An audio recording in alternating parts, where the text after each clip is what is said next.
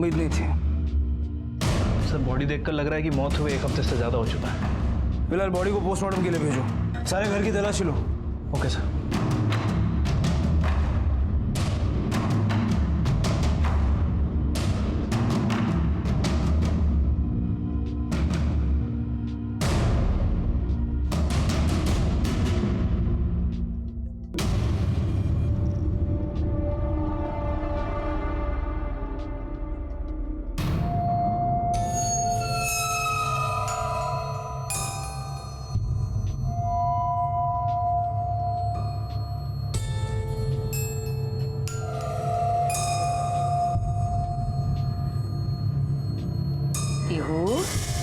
बेटा मैं तेरी दादी हूँ। हाँ मैं तेरी माँ से गुस्सा थी और तूने भी तो मुझे मारा था ना, मारा था ना। अच्छा एक काम करते हैं, हम दोनों अपना अपना गुस्सा खत्म कर देते हैं। हाँ ले बेटा ये दवाई पी ले।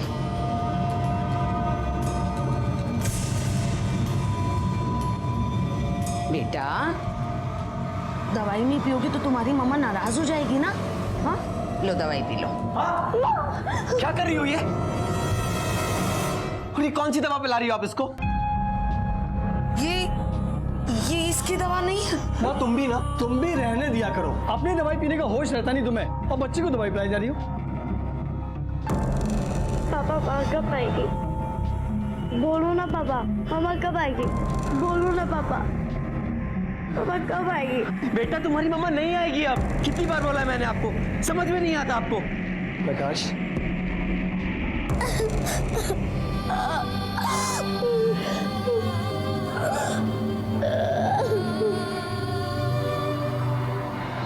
सर अंदर कुछ नहीं मिला। सर ये चूड़ियाँ मिली है, हो सकता है कि मर्डर में किसी लड़की का हाथ हो। एक अकेली लड़की ऐसे आदमी को मार देगी, थोड़ा मुश्किल लगता है। जरा पता करो नंदन के घर किसका आना जाना था, और खास करके किसी लड़की का। कितने दिन से नहीं देखा नंदन को? साहब हफ्ते भर से तो बंद है इसका घर। घर हफ्ते भर से बंद है, तुम लोगों को बदबू नहीं आई? साहब अभी बाजू में नाला है तो मैं सोचा उसमें से बाज भी सारी होगी। अच्छा इसके घर में इसके अलावा और भी कोई आता था, मतलब कोई लड़का या कोई लड़की? साहब वैसे तो मैं किसी को देखा नहीं आते आते। हाँ साहब, लेकिन वहाँ पे रोड पे जो चाय की दुकान है ना, वहाँ पे चिंटू नाम का लड़का काम करता है। वो आता है चाय वाय देने कभी कभी। चिंटू तुम्हारी दुकान में काम करता है ना? कहाँ है वो? अब चिंटू तो अपने गांव गया। उसका फोन नंबर? साहब वो अपने पास मोबाइल नहीं रखता था। उसके गांव में किसी का फोन नंबर? नहीं साहब। उसका एड्रेस?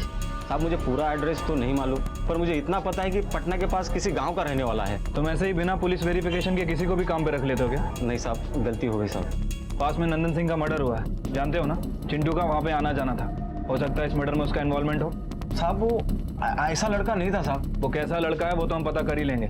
फिलहाल अगर उसका फोन आए तो उसे ये मत बताना कि हम उसके बारे में पूछ रहे थे।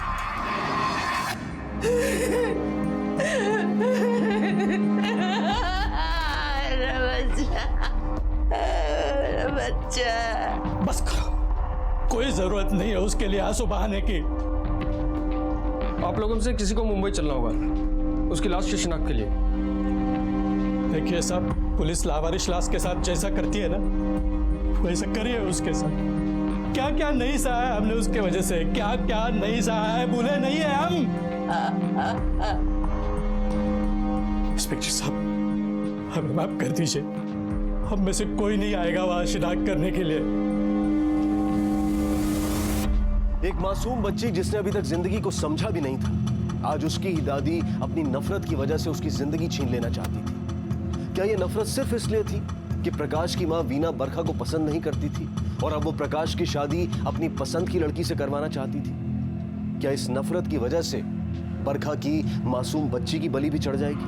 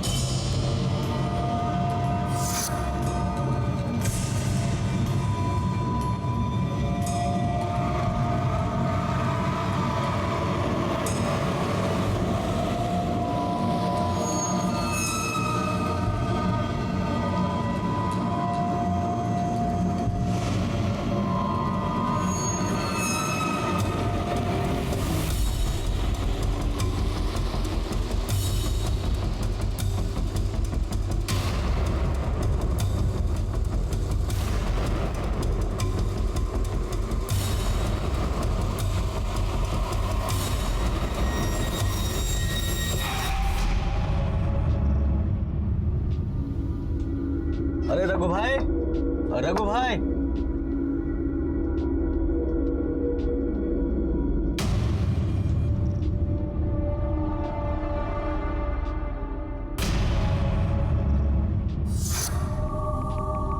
लगभग 9 से 10 दिन पहले इसकी मौत हुई है। मतलब 7 या 8 मार्च। सर बरखा का मर्डर 12 तारीख को हुआ था। इसका मतलब है कि बरखा के मर्डर में इसका हाथ नहीं है। मल्टीपल स्टैबिंग हुई है।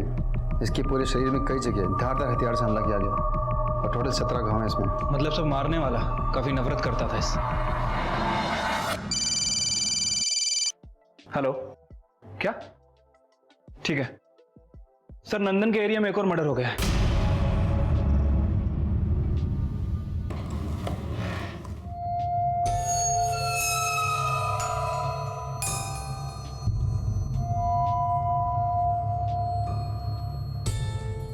माँ आप अकेले? बेटा उसने वो प्यो मेरा हाथ छुड़ाकर कहीं चली गई। क्या? क्या? अरे छुड़ाकर चली गई, तुमने छोड़ दिया? अरे माँ, आपको वहां से मैं फोन करना चाहिए था ना। आप भी ना माँ, कहाँ थी वो? कहाँ छुड़ा उसने हाथ? वो मार्केट के पास। बेटा रुक, मैं भी आ रहा हूँ।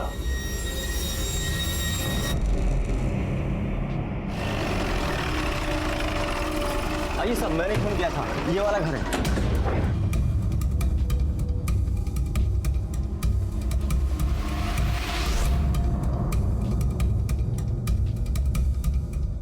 मैं यही बगल वाले घर में रहता हूँ साहब। अंदर आकर देखा तो रघु भाई की लाश पड़ी थी। और लाश देखकर सबसे पहले मैंने आपको कॉल किया साहब। क्या नाम बताया? रघु? हाँ साहब। अकेले रहता था यहाँ? हाँ साहब, 2 साल पहले इसकी बीवी छोड़कर चली गई थी, तब से अकेला रहता था। सर आसपास देखकर तो लग रहा है चोरी हुई है। कातिल चोरी के इरादे से आया था। कोई चोरी क्यों करेगा? बहुत छोटा आदमी था साहब। सर आदमी छोटा था लेकिन शौक काफी बड़े रखता था। काफी महंगी दारू और ग्लासेस भी 2 हैं। कल रात कौन आया था यहाँ? मैंने तो किसी को आते जाते हुए नहीं देखा साहब। सर ये फोन मिला। काफी महंगा फोन है। ये मोबाइल रघु का है? ये फोन रघु भाई का तो नहीं लगता साहब। कुलकर्णी, जरा पता करो ये फोन किसका और कल रात यहाँ आया कौन था? Okay sir. कौन था ये रघु? क्या इसका नंदन और बरखा के केस से कोई संबंध था, या फिर उसका और नंदन का एक ही बस्ती में रहना महज एक इत्तेफाक था? लेकिन रघु की खोली से पुलिस को कुछ शक पैदा करने वाली चीजें बरामद हुई थी। रघु एक मजदूर था और उसकी खोली से महंगी शराब की बोतल और महंगे फोन का मिलना हैरानी की बात थी। पहले नंदन की हत्या और फिर उसके 4 दिन बाद ही बरखा की हत्या हो जाने के कारण पुलिस को यह शक था कि दोनों हत्याएं वही करवा सकता है जो इन दोनों से बेहद नफरत करता हो। बरखा के पिता शंभू शर्मा और नंदन के भाई केवल सिंह के अलावा इन दोनों को मारने का मकसद प्रकाश के पास भी था, लेकिन पुलिस को इनके खिलाफ कोई सबूत नहीं मिला था। सर रघु के घर जो फोन मिला था वो फोन बरखा का ही है। इसका मतलब कि रघु की लिंक बरखा और नंदन तक है। हो सकता है कि रघु ने बरखा को मार दिया और उसका फोन चुरा लिया हो, या फिर कोई उसके साथ शामिल भी हो सकता है जिसने बाद में रघु को मार दिया। लेकिन सर रघु और बरखा इन दोनों का कोई पर्सनल लिंक तो है नहीं। सर हो सकता है कि रघु को किसी ने बरखा और नंदन को मारने की सुपारी दी हो और फिर काम हो जाने के बाद किसी ने रघु को भी मार दिया हो। कौन दे सकता है सुपारी? नंदन का भाई और बरखा का बाप? एक काम करो, नंदन का बाप अवध और उसका भाई केवल, बरखा का बाप शंभू, प्रकाश, प्रकाश के माता पिता और राशि, इन सब का बैंक स्टेटमेंट निकालो। अगर ये कॉन्ट्रैक्ट किलिंग का केस है तो कहीं ना कहीं कोई विड्रॉल दिखेगा। Okay sir. एक काम और करो, बरखा की बिल्डिंग और उसके आसपास के एरिया में पता करो कि 12 मार्च को किसी ने रघु का मूवमेंट वहां देखा है। ठीक है सर।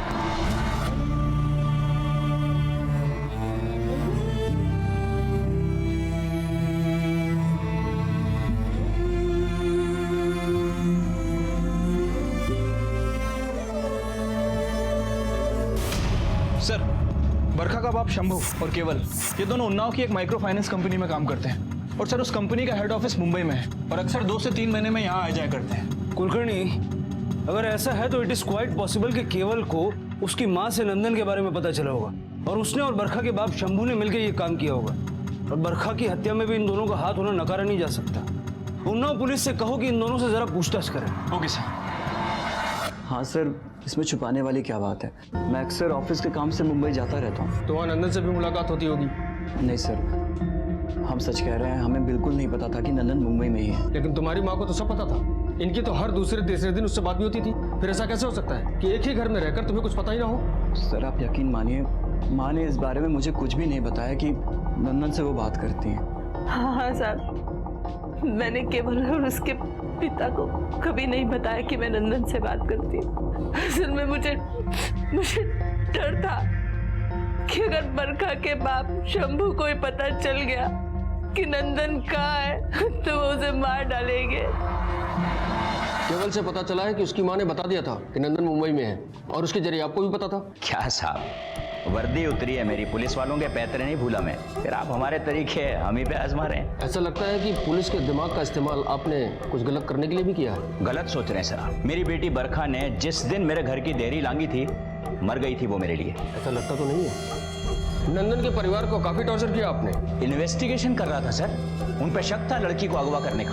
सिर्फ इन्वेस्टिगेशन के लिए कोई सस्पेंड हो जाता है क्या? देखो साहब, फालतू की पूछताछ से कुछ होने वाला नहीं है। मेरे खिलाफ एक भी सबूत मिले आपको तो फांसी पे लटका देना। अभी चलता हूं।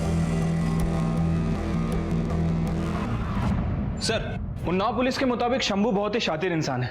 सर अगर उसका और केवल का बरखा या नंदन की मौत में कुछ हाथ है तो सर उसने बचने की पूरी प्लानिंग की होगी। कुलकर्णी क्रिमिनल कितना ही शातिर क्यों ना हो, कोई ना कोई गलती तो जरूर करता है।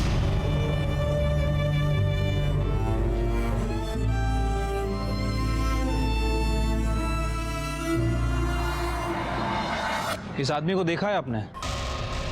हाँ साहब, जानता हूँ, ये तो रघु है।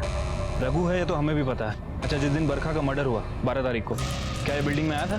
12 तारीख? हाँ साहब आया था, लेकिन वो बगल वाली बिल्डिंग में गया था, इस बिल्डिंग में नहीं आया था। और साहब इसके साथ एक आदमी और भी था।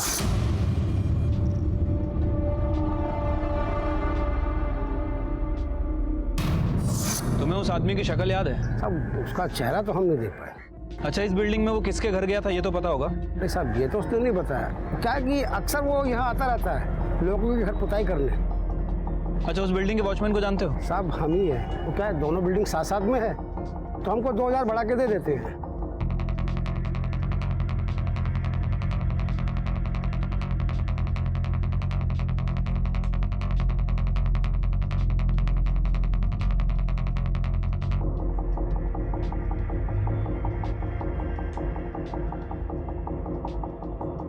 फिर के दोनों ही बिल्डिंग आपस में कनेक्टेड है और ये आसान रास्ता है इस बिल्डिंग से उस बिल्डिंग के अंदर आने का। हो सकता है कि रघु और उसका दोस्त इसी रास्ते का यूज करके यहाँ पे आए हो और बरखा के घर घुसे हो सकता है सर। तुम एक काम करो, ये रघु और उसके साथ जितने भी दोस्त हैं सबको पुलिस स्टेशन बुलाओ। Okay sir. कितने सालों से जानते हो रघु को? 4-5 साल हो गए साहब। तुम लोगों को क्या लगता है किसने मारा होगा उसे? थोड़ा गर्म दिमाग का तो साहब, लेकिन उसकी ऐसी कोई दुश्मनी होगी बोल नहीं सकते साहब। इन दोनों को देखा है उसके साथ? सर, अब रघु किससे मिलता है, किसके साथ उसकी दुश्मनी है, ये सब आपको अच्छी तरह जगन बता सकता है। जगन उसका बहुत ही खास था सर। जगन? जी हाँ। अरे जगन के बारे में हमने भी सुना है, लेकिन उसका घर और फोन दोनों ही बंद है। इस जगन की कोई फोटो वोटो है? हाँ साहब, मेरे मोबाइल में है उसकी फोटो।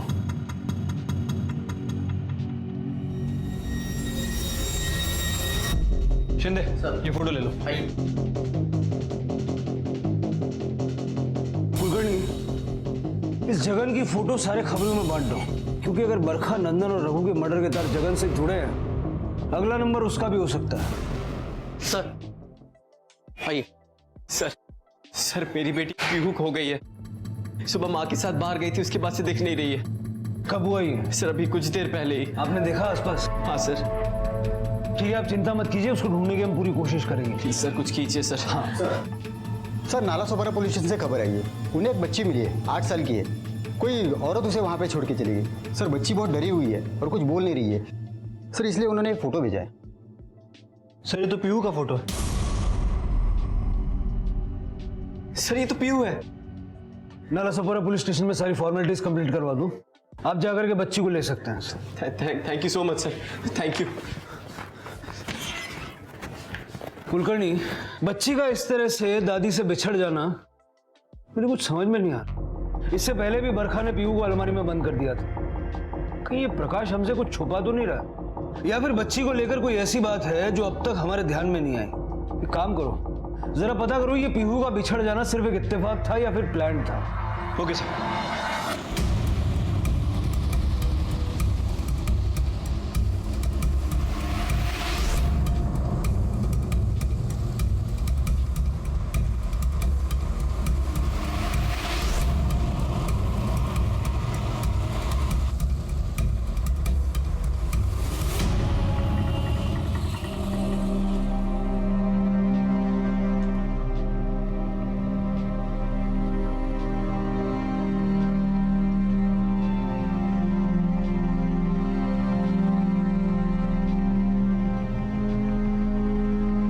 देखो माँ, आज के बाद आप पीहू को कहीं बाहर लेकर नहीं जाएंगी। मतलब तू कहना चाहता है कि मैं उसे जानबूझकर छोड़कर आई हूँ? वो कुछ नहीं कहना चाहता, वो ये कहना चाहता है कि तुम शांति के साथ घर में बैठो, कुछ मत करो। बेकार में एक नई मुसीबत खड़ी कर देती हो। अब कहीं ऐसा ना हो कि तुम्हारी इस लापरवाही को लेके पुलिस हम पर शक करने लगे, तुम पर मुझ पर प्रकाश पे ये शक करने लगे कि कहीं हमने तो अपने बहू को नहीं मरवा डाला। बरखा की बेटी पीहू फिलहाल तो सही सलामत थी, लेकिन प्रकाश की मां वीना ने पहले भी उसकी हत्या करने की कोशिश की थी और इस बार भी उन्होंने पीहू की जिंदगी छीनने की एक नाकाम कोशिश की थी। उनका सच अब तक किसी के सामने नहीं आया था, इसलिए पीहू की जिंदगी अब भी हर पल खतरे में थी। लेकिन पुलिस को वीना पर शक हो गया था, इसलिए उन्होंने अपनी तहकीकात शुरू कर दी। क्या पुलिस के सामने वीना का सच आ पाएगा? क्या पुलिस नंदन, रघु और बरखा की हत्या की अनसुलझी गुत्थी को सुलझा पाएगी? सर, नाला सोपाड़ा में जहां पीहू मिली थी वहां मैंने सभी जगह पूछताछ की। सर, पता नहीं चल पाया कि दादी ने अपनी बच्ची को जानबूझ के छोड़ा था या फिर गलती से, क्योंकि सर वो एरिया काफी भीड़ भाड़ वाला है, किसी ने ध्यान नहीं दिया। कुलकर्णी, कड़ियां उलझती जा रही हैं। बरखा का बाप और नंदन का भाई ये तो शक के दायरे में थे ही, लेकिन मुझे ये प्रकाश और उसकी फैमिली भी क्लीन नजर नहीं आ रही। सर, पीहू के बारे में एक बात है जो बहुत दिनों से खटक रही है। सर, पीहू के फीचर्स अपने माँ और बाप दोनों से नहीं मिलते। कुलकर्णी, कभी कभी ऐसा होता है, बच्चे दादा दादी या फिर नाना नानी जैसे दिखते हैं। सर, मैंने उसके नाना नानी से भी मुलाकात की है, वो उनके जैसे भी नहीं दिखती।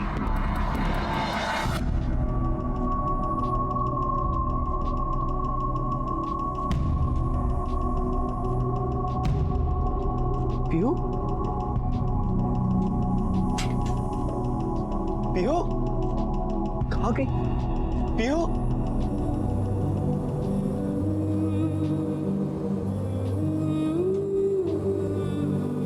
क्या हुआ? क्या हुआ प्रकाश? हाँ?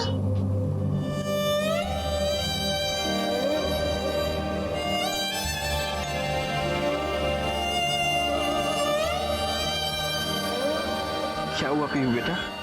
ये लड़की तो और ना तुझे दिन में चैन लेने देती है ना रात में सोने देती है। क्या हुआ पीहू बेटा? आप यहाँ क्या कर रहे हो? मामा, बहुत रात हो गई है ना, चलो हम अंदर चल के सो जाते हैं, ठीक है? मुझे मामा के पास सोना है। प्रकाश, ऐसा कर, इसकी माँ की तस्वीर में ना इसके कमरे में ले जा। हम मम्मा की फोटो अंदर लेके चलते हैं, फिर वो हमारे साथ रहेगी ना, ठीक है?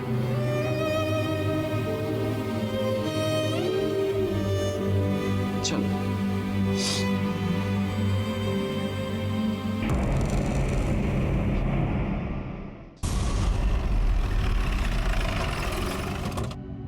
सर, आप मुझसे जो कुछ पूछना चाहते हैं पूछ सकते हैं। आपकी बेटी पीहू आप ही की बेटी है या आपने उसे अडॉप्ट किया? कैसी बात कर रहे हैं सर आप? पीहू मेरी और बरखा की ही बेटी है। तो जब पीहू पैदा हुई उस वक्त आप बरखा के साथ थे? नहीं सर, जब पीहू पैदा हुई तो मैं यूएस में था। तो आपके पेरेंट्स तो होंगे बरखा के साथ? नहीं सर, हम भी वहां नहीं थे। दरअसल इस शादी से हम लोग खुश ही नहीं थे, और जब प्रकाश वहां नहीं था तो फिर हम सर मैं आने ही वाला था, लेकिन पीहू का जन्म 2 महीने पहले ही हो गया। तो प्रेगनेंसी के दौरान बरखा अकेली थी? नहीं सर, उसकी फ्रेंड राशि उसके साथ थी। एक्चुअली बरखा राशि के साथ ही रह रही थी। बरखा के पति प्रकाश ने हमें बताया कि बरखा प्रेगनेंसी के दौरान आपके साथ थी। नहीं सर, बरखा मेरे साथ नहीं थी। दरअसल उसने झूठ बोला था अपने पति से। उसने झूठ क्यों बोला? सर वो मुझे नहीं पता, लेकिन वो प्रेगनेंसी के 2 महीने पहले मुझे मिली थी और रो रही थी। क्या हुआ बरखा, क्यों इतना रो रही है? कुछ बताएगी? कहा है कि मैं कभी माँ नहीं बन सकती। क्या? और प्रकाश को बच्चा चाहिए। आखिरी बातों से पता चली तो वो मुझे छोड़ देगा। सर वो एक दिन अचानक मेरे घर आई। इतनी देर कहाँ लगा दी? कब से वेट कर रही थी? मंदिर गई थी। तुझे अचानक मंदिर की याद कैसे आ गई? वो सब छोड़, पहले मुंह मीठा कर। पर ये मिठाई किस खुशी में? वो मैं प्रेग्नेंट हूँ। पर तू तो कह रही थी कि डॉक्टर ने बोला था 2 महीने पहले कि तू प्रेग्नेंट नहीं हो सकती। सर उस टाइम तो बरखा ने बातों को गोलमाल कर दिया था और सर मैंने भी ज़्यादा इंटरफेयर नहीं किया क्योंकि वो बहुत खुश थी। तो इस दौरान प्रकाश यूएसए में था? हाँ सर, प्रकाश यूएसए में ही था और बरखा ने मुझसे कहा कि प्रकाश को वो झूठ बोल दे कि मैं प्रेगनेंसी के दौरान उसी के साथ थी। लेकिन सर हकीकत तो ये है कि बरखा मेरे साथ एक भी दिन नहीं थी और ना ही वो मुझसे मिली। तो आपने ये बात प्रकाश को बताई? नहीं सर। सर मुझे अभी भी डाउट आ रहा है कि बरखा वाकई में प्रेग्नेंट थी भी या नहीं। कुलकर्णी, जिस हॉस्पिटल में पीहू पैदा हुई जरा वहां जाके देखना। सर हमारे रिकॉर्ड में तो पीहू की माँ की जगह बरखा का नाम लिखा है। क्या ये वही औरत थी? अब सर 8 साल पुरानी बात है, एकदम से याद करना चेहरा मुश्किल है। डॉक्टर साहब ठीक से याद करके बताइए, क्या ये वही औरत थी? सर हमारे यहाँ एक ताई है, नीता ताई। वो पिछले 10 सालों से यहाँ पे काम कर रही है, शायद उन्हें याद हो। हाँ याद है मुझे ये औरत। इसने मुझे 1000 रुपया दिया था और साथ में साड़ी भी, बच्ची होने की खुशी में। क्या यही औरत थी जिसकी डिलीवरी हुई थी? नहीं सर, उस दिन जो डिलीवरी हुई थी वो लड़की जवान थी और गरीब तबके की लग रही थी। यही औरत लेके आई थी उसको, इसी ने उसका नाम बरखा लिखवाया था। जिस लड़की की डिलीवरी हुई थी उसका कोई आईडी वगैरह है अपने पास? नहीं सर, हम पेशेंट का आईडी प्रूफ नहीं मांगते। जो उन्हें साथ में लेकर आते हैं और जो नाम बोलते हैं हम वो लिख लेते हैं। सर आप लोगों ने मुझे यहाँ क्यों बुलाया है? वैसे भी बरखा के जाने के बाद पीहू बहुत दुखी रहती है, मेरे अलावा किसी के पास नहीं जाती है। आपकी बेटी पीहू के बारे में हमें एक सच पता चला है। पीहू के बारे में? क्या? जिस हॉस्पिटल में पीहू का जन्म हुआ वहां हमने पूछताछ की तो एक चौंका देने वाली बात सामने आई। अब हमारी समझ में ये नहीं आ रहा है कि ये बात अब तक आपसे कैसे छिपी रहेगी, या फिर आप जानते हैं और जानबूझ के हमारे सामने अनजान बन रहे हैं। सर साफ साफ क्यों नहीं बताते बात क्या? आप घुमा क्यों रहे हैं? यही कि पीहू आपकी और बरखा की बेटी नहीं है। क्या बकवास कर रहे हैं आप? हाँ सबूत है हमारे पास। जिस हॉस्पिटल में पीहू का जन्म हुआ वहां के रिकॉर्ड्स के हिसाब से उसकी माँ का नाम तो बरखा ही है, लेकिन पीहू को जिसने जन्म दिया वो लड़की कोई और थी। आपकी धर्म पत्नी कभी प्रेग्नेंट थी ही नहीं। ये क्या कह रहे हैं सर आप? ऐसा कैसे हो सकता है? ऐसा हुआ मिस्टर प्रकाश। बरखा की फ्रेंड राशि ने हमें बताया कि प्रेगनेंसी के दौरान वो बरखा के साथ नहीं थी, बल्कि बरखा ने ही राशि को झूठ बोलने के लिए कहा था कि वो उसके घर पे थी। नहीं सर, बरखा मुझसे झूठ नहीं बोल सकती, मैं नहीं मानता। झूठ तो आपसे बोला गया है और हमें लगता है कि बरखा की हत्या का तार इसी झूठ से जुड़ा हुआ है। बरखा ने पीहू को अलमारी में लॉक कर दिया था, शायद वो लोग पीहू को लेने आए थे। आप जहां पहले रहते थे वहां का एड्रेस बताइए।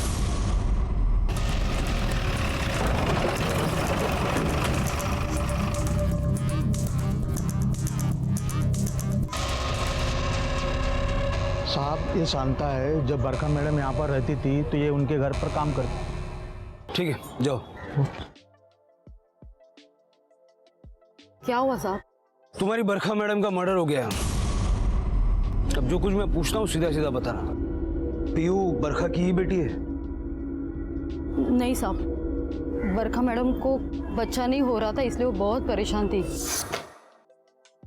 मैडम इंसानों का भी अजीब होता है ना, जिसके पास नहीं है वो भी रो रहा है और जिसके पास है वो भी रो रहा है। क्या मतलब है तुम्हारा? आपको बच्चा नहीं है इसलिए आप दुखी हो, और वो किरण उसको बच्चा होने वाला है इसलिए वो दुखी है। बच्चा होने वाला है तो वो दुखी क्यों है? अब बीन बाई लड़की माँ बनेगी तो रोएगी ना। वो क्या है ना, उसका जिसके साथ लफड़ा चल रहा था ना वो एक नंबर का लफंगा था। जैसे उसको पता चला कि इसको बच्चा होने वाला है बस शहर छोड़ के भाग गया। ये डॉक्टर के पास चली गई तो डॉक्टर ने भी बच्चा गिराने से इनकार कर दिया। तो मुझे मिलवा सकती हूँ उनसे?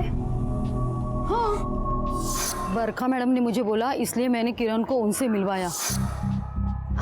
आप फिक्र मत कीजिए कि बच्चा होने दीजिए, अब मैं ले लूंगी और इन सब में जो भी खर्चा आएगा वो सब मैं देख लूंगी। और ऊपर से 1 लाख रुपए भी दूंगी। ये बात तुमने किसी को बताई थी, प्रकाश या फिर किसी और को? नहीं साहब, मैंने किसी को नहीं बताई। बरखा मैडम ने ये बात छुपाने के लिए मुझे 25,000 रुपए दिए थे। नंदन से अलग होने के बाद बरखा ने जो प्रकाश के साथ नई जिंदगी शुरू की वो झूठ के साथ की। शायद उसे डर था कि सच जानने के बाद कहीं प्रकाश उसे छोड़ ना दे। डर इंसान का सबसे बड़ा दुश्मन होता है और ये डर कई बार हमसे गलत काम भी करवाता है। बरखा ने भी यही किया। खुद मां नहीं बन पा रही थी तो किसी और की बच्ची को पैसे देकर खरीद दिया और ये बात उसने अपने पति तक से छुपाई। बरखा की जिंदगी में कई राज थे और यही वजह थी कि बरखा की हत्या पुलिस के लिए एक अनसुलझी पहेली बन गई थी। सर एक बात तो कंफर्म है कि पीहू बरखा की बच्ची नहीं है। सर हो सकता है कि ये बात प्रकाश को पहले से ही पता चल गई हो और प्रकाश ने बरखा का मर्डर करवा दिया। ये जो पेंटर है रघु, उसके साथ ही जगन का पता चला? नहीं सर, उसके बारे में कुछ पता नहीं चला। मैंने खबरियों को अलर्ट कर दिया। और सर वो चाय वाले लड़के चिंटू, उसके बारे में भी कोई इन्फॉर्मेशन नहीं मिली। सर अपने खबरी का फोन आया था। नंदन मर्डर केस का जो सस्पेक्ट है चिंटू अपने चाय की टपरी पर वापस आया है।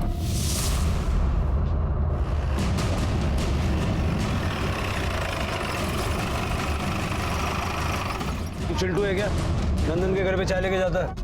हाँ साहब, ये मर्डर वाले दिन भी वहां गया था, इसने बताया मुझे। मर्डर देखने गया था ना?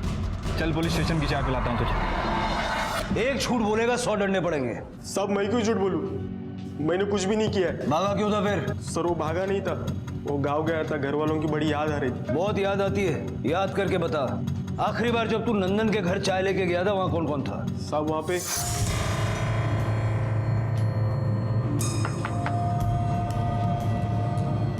क्या है? वो चाय का गिलास दो ना खाली। रुको। उसके माथे पे चोट लगी हुई थी और खून पोंछा हुआ था साहब। औरत की शक्ल ठीक से याद है ना? हाँ साहब। कुलकर्णी स्केच बनाओ।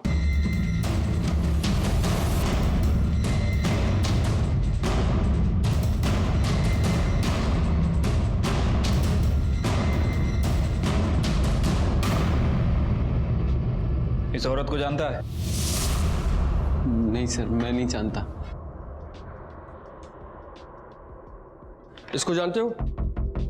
हाँ सर जानता हूँ, ये तो नंदन की दोस्त मीना है। इसे तो मैं भी अच्छी तरह से जानता हूँ सर। इसके साथ 2 लड़के और भी थे, नंदन के दोस्त। मेरी बेटी और नंदन को भगाने में इन लोगों ने मदद की थी। अब कहाँ मिलेंगे ये? सर ये लोग काफी दिनों से यहाँ है नहीं। हाँ सर, ये आजकल दिल्ली में काम करते हैं। नहीं, उनके घर वाले तो होंगे। हाँ सर है ना, बल्कि मीना के भैया भाभी तो हमारे घर के पास में ही रहते हैं। प्रजापति जी सर। उनके घर वालों से बात करो, पता लगाओ कहाँ है वो लोग। Okay sir. यहाँ पे हमें क्यों लाया? हमने क्या किया साहब?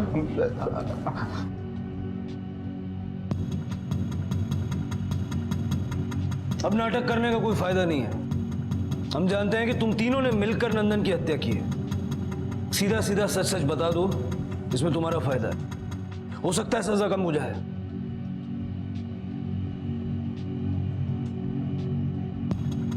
ठीक है, लगता है इनका वही हाल करना होगा जो बरखा के बाप ने किया था। नहीं सब प्लीज सब हम बताते हैं सब। हम तीनों ने सिर्फ बरखा और नंदन के भागने में मदद की थी। ये लो, बड़ी मुश्किल से इसे लेके आई हूँ। अब तुम लोग जल्दी से यहाँ से निकलो। मीना, मैं तेरा एहसान कैसे चुकाऊंगी? नंदन, बरखा, तुम लोग जहाँ भी जाओ खुश रहो यार। लेकिन एक बात ध्यान रखना, हम लोग को बिल्कुल मत फोन करना और ना ही मिलने की कोशिश करना, क्योंकि तुम लोग को भगाने के बाद बरखा के पिताजी हम लोग पर कहर बरसाने वाले। हाँ यार, तुम लोगों की सेफ्टी इसी में कि हम लोग को कुछ पता ना चले कि तुम लोग कहाँ जा रहे हो। चल चल साहब, उस कांड के बाद बरखा का बाप हमारी जिंदगी में शामत बनकर आ गया था साहब। अब समझ में आया तुम लोगों को कि मैं तुम्हें थाने लेकर क्यों नहीं गया? क्योंकि अगर थाने लेकर जाता तो वहां सिर्फ 3rd डिग्री का इस्तेमाल होता। यहाँ तो 4, 5, 6 कर सकता हूँ। बोलो, बताओ, मेरी बेटी को लेकर वो कहाँ गया है? बोलो, अगर 5वीं डिग्री का इस्तेमाल हुआ, अपनी अपनी जान से हाथ धो बैठोगे। कहाँ मेरी बेटी को लेकर गया वो? बोलो। सर बताने के लिए हमें कुछ पता तो होना चाहिए ना। हमें सच में नहीं मालूम कि वो कहाँ गए। सर, हमने उनके भागने में मदद जरूर की है, लेकिन सच में नहीं पता है कि वो कहाँ है। सर प्लीज सर, जाने दो हमको। देखो हम सच कह रहे सर।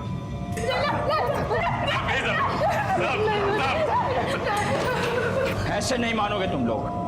तुम लोगों ने मेरी इज्जत मिट्टी में मिलाने के लिए उन दोनों को भागने में मदद की। अब जब तुम्हारी आंखों के सामने तुम्हारी दोस्त की इज्जत उतरेगी, तब शायद तुम्हें समझ में आएगा इज्जत उतारना क्या होता है।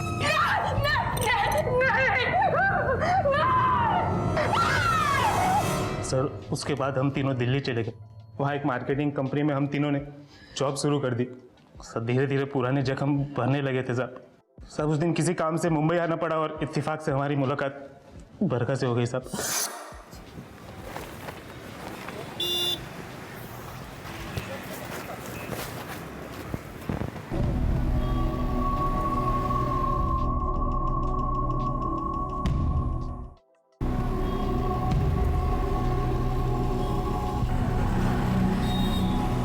आप लोग, बरखा,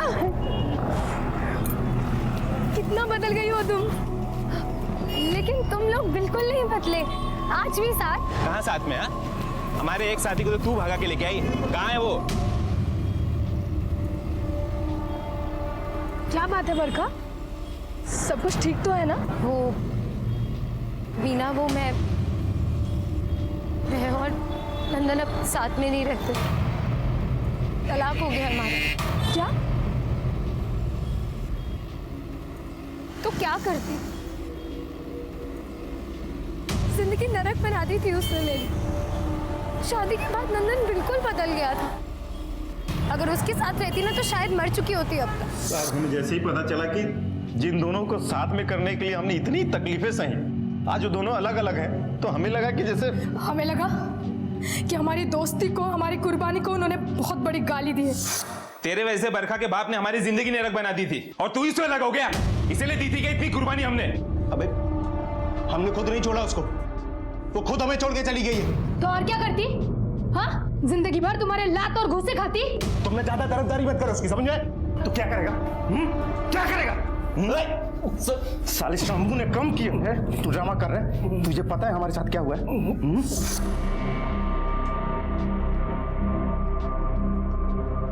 साले उसका 1% भी बर्दाश्त नहीं कर पाएगा तू।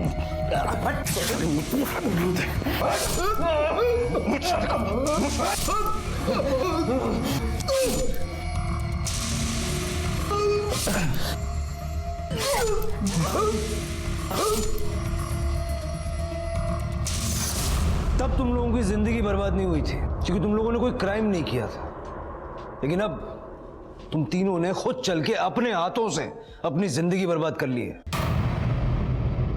आखिरकार पुलिस ने नंदन के हत्यारे को गिरफ्तार कर लिया था, लेकिन बरखा के कातिल की गुत्थी अब भी नहीं सुलझी थी। एक बात अब तक पुलिस के सामने साफ थी कि बरखा की हत्या एक कॉन्ट्रैक्ट किलिंग थी, लेकिन ये हत्या किसने करवाई थी ये सवाल अब भी बना हुआ था और पुलिस सच जानने के लिए हर संभव कोशिश कर रही थी। वो जो मैंने बैंक स्टेटमेंट्स मंगवाए थे सबके आ गए? हाँ सर, पाटिल लाई रहा होगा। सर मैंने सबकी बैंक डिटेल्स चेक की। कुछ मिला? नहीं सर, किसी के भी अकाउंट से कोई बड़ा ट्रांजैक्शन नहीं मिला, लेकिन प्रकाश ने 1 साल पहले एक डीएनए लैब को 30,000 रुपए दिए थे। DNA lab?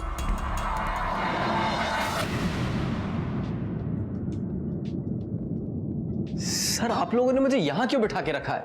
आपको जो भी पूछना था वहां भी पूछ सकते थे आप। ये स्पेशल रूम है, कुछ खास बातें यहाँ की जाती हैं। ऐसी कौन सी खास बात करनी है आपको मुझसे? तुमने हमसे झूठ क्यों बोला कि तुम नहीं जानते कि पीहू तुम्हारी बेटी नहीं है? सर क्योंकि सच है, मैं नहीं जानता था कि पीहू मेरी बेटी नहीं है। 1 साल पहले तुमने अपना और पीहू का डीएनए टेस्ट करवाया। कुलकर्णी, क्या ये जानते हो? डीएनए लैब का बिल अब बोलो, झूठ क्यों बोला?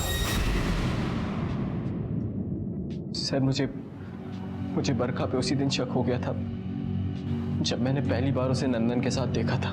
तुमने बताया कि नंदन को तुमने 2 महीने पहले देखा था और ये डीएनए टेस्ट 1 साल पहले। नहीं सर, मैंने नंदन को 2 महीने पहले नहीं, 1 साल पहले ही देखा था।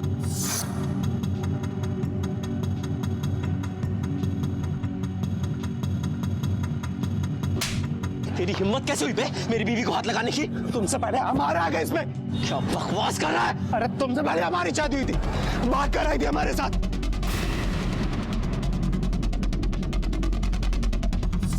सर एक पल के लिए तो मुझे नंदन की बात पर यकीन नहीं हुआ, लेकिन बरखा क्या बकवास कर रहा था वो आदमी? वो सच कह रहा था। एक बार धोखा खाया था मैंने, दोबारा नहीं खाना चाहता था। मुझे शक था कि पीहू मेरी बेटी नहीं है, इसलिए मैंने डीएनए टेस्ट कराया। और जब सच पता चला तो मैंने अपना ट्रांसफर दिल्ली ले लिया।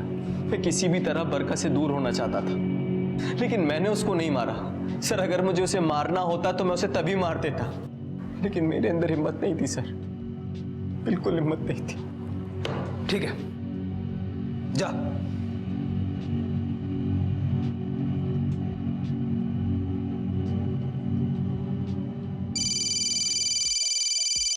हेलो, क्या? ठीक है, तुम नजर रखो। ओके सर, खबरी का फोन था, कह रहा था कि रघु का दोस्त जगन उसी एरिया में। उठा लो। Okay sir.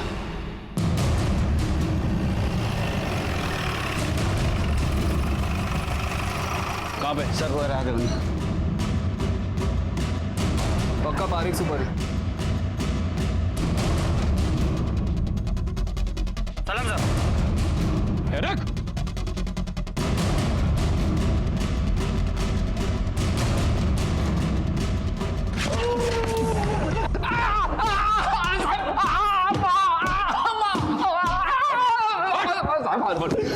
तू नहीं मारा ना रघु को? और रघु के साथ बरखा के घर भी गया था ना? बोल वरना चमड़ी उधेड़ दूंगा। बोल। गलती हो गई साहब, गलती हो गई, मुझे नहीं जाना चाहिए था रघु के साथ साहब।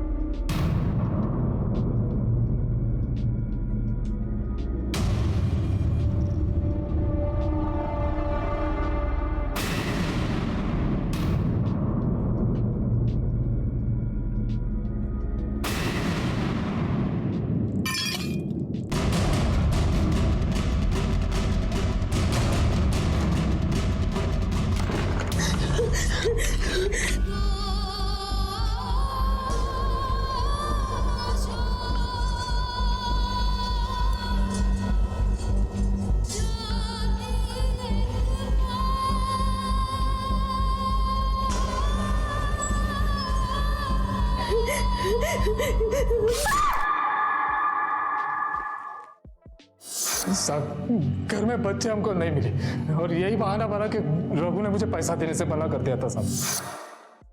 देख जगन, बच्चा बच गया है, पार्टी पैसे देने से मना कर दी। जो 3 लाख रुपए मिले ना तो आपस में बांट लेते। देख मुझे मेरा पैसा दे दे, वरना पुलिस को जाके सब बोल दूंगा। जाना, 3 लाख में से 1 फूटी कौड़ी नहीं दूंगा, समझा?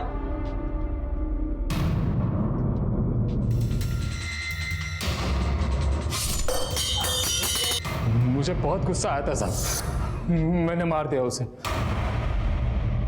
बरखा और उसके बच्चे को मारने के लिए पैसे किसने दिए तुझे?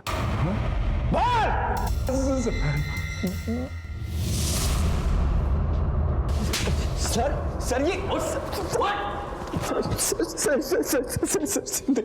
नहीं सर। अब ये रोना धोना बाद में कर लेना, चल बोल।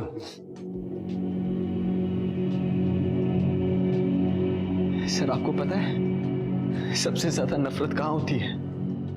वहीं जहां सबसे ज्यादा प्यार होता है।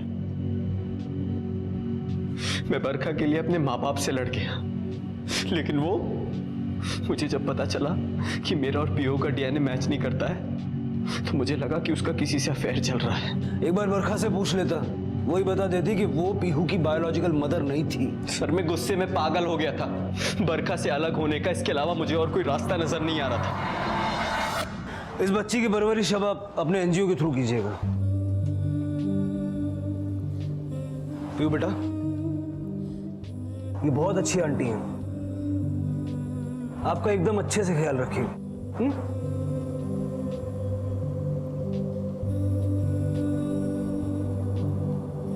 नंदन की हत्या के लिए उसके दोस्त रवि, मीना और अशोक को गिरफ्तार किया गया और साथ ही प्रकाश को अपनी बीवी की हत्या की साजिश के लिए और जगन को बरखा और रघु की हत्या के लिए गिरफ्तार किया गया। जिंदगी में अपनों द्वारा धोखा दिया जाना कोई नई बात नहीं है। ऐसा होने पर नफरत, गुस्सा और बदले की भावना मन में आना भी स्वाभाविक है, लेकिन माफ करने की भावना उससे बढ़कर होती है। ये बेहद जरूरी है कि हम अच्छाई की राह कभी ना छोड़ें और ये कहावत याद रखें, नेकी कर दरिया में डाल।